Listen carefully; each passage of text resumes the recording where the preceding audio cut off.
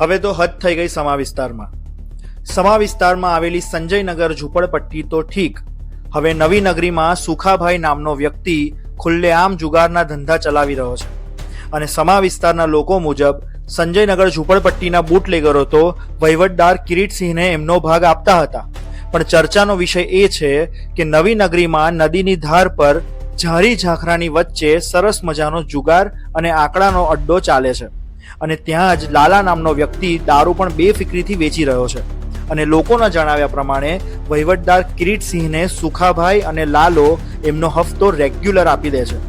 પણ ચોંકાવનારી વાત એ છે કે કિરીટસિંહ બેફિકરીથી કહે છે કે હું તો બહાર ગામથી આવ્યો છું, મને કોણ અહીંયા ઓળખે છે, અને હું સંજયનગર ઝૂંપડપટ્ટીના બુટલેગરો અને સુખાભાઈ પાસેથી ગેરકાયદેસર જુગાડ રમાડવા માટે જે ભાગ કહેતા કે હફતો વસૂલું છું એનો અમુક ભાગ હું પીઆઈ, એસીપી, ડીસીપી અને કમિશનરને પહોંચાડી દઉં છું.